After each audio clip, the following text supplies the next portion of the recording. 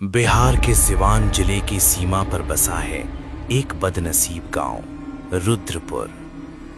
यहाँ की हवाओं में आज भी 60 साल पुराना एक खौफनाक राज दफन है। सूरज ढलते ही यहाँ परिंदे भी चहचहाना बंद कर देते हैं। हर दरवाजे पर लटकती भारी जंजीरें और लोगों की कांपती आंखें बस एक ही गवाही देती हैं कि मौत यहाँ रास्तों पर टहलती है। उस रात मंगलू अपनी मकई के खेत से लौट रहा था, बेखबर कि साया उसके पीछे है। लालटेन की लौ बुझी और सन्नाटे में गूंजी हड्डियों के चटकने की आवाज।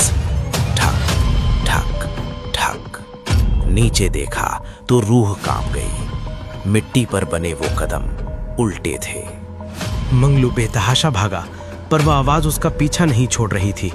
झाड़ियों के पीछे से दो दहकती हुई लाल आंखें उसे ताक रही थी। वो खौफ मंगलू के घर की दहलीज तक पहुंच गया। बंद किवाड़ों के पीछे मंगलू की पत्नी मौत का इंतजार कर रही थी।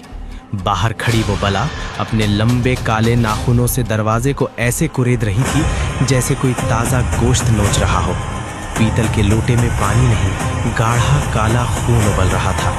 और फिर एक ऐसी डरावनी हंसी गूंजी जिसने मंगलू की सांसें सुखा दी। लेकिन इस खौफ की जड़ 60 साल पीछे 1960 की उस जलती हुई दोपहर में थी। मासूम बसंती, जिसे पूरे गांव ने डायन का कलंक लगाकर पत्थर मार मार कर गांव से निकाल दिया था। वो प्यास से तड़प रही थी। उसका गला सूख कर कांटा हो गया था। एक बूंद पानी दे दो रे भाई, बसंती गिड़गिड़ाई, पर रुद्रपुर का दिल नहीं पसीजा। उसी सूखे कुएं के पास दम तोड़ते वक्त बसंती की मासूम आंखों में इंतकाम की आग भड़क उठी। मरते मरते उसने वो श्राप दिया जिसने इस गांव की किस्मत में ताउम्र की प्यास लिख दी। आज वही प्यास वापस आई थी। कुएं के काले पानी से वो रूह जाग चुकी थी। प्यासिन, उसकी देह अब इंसानी नहीं, एक डरावने कंकाल जैसी थी। पूरे गांव में शमशान जैसा कोहरा छा गया। लेकिन तभी अंधेरे को चीरता हुआ आया वो ओझा। माथे पर भस्म, हाथ में लोहे का त्रिशूल और जुबान पर वो मंत्र जो मुर्दों को भी कफन में जकड़ लें। तांत्रिक ने सरसों के दाने हवा में उछाले और हर दाना उस डायन के शरीर पर आग बनकर बरसने लगा। आसमान से बिजली कड़की और बरगद का वो पुराना पेड़ 2 हिस्सों में फट गया।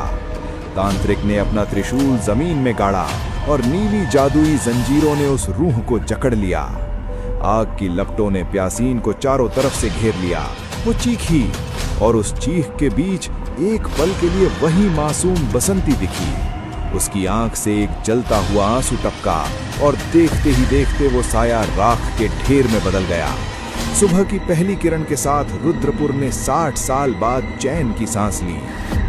बरसों बीत गए। रुद्रपुर अब बस एक खंडहर है। लेकिन याद रखना, राह के नीचे दबे वो अंगारे कभी बुझते नहीं।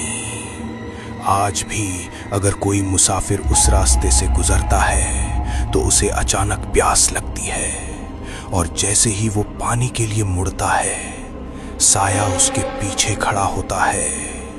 वो प्यास पानी से नहीं, तुम्हारी आखिरी सांस से बुझेगी।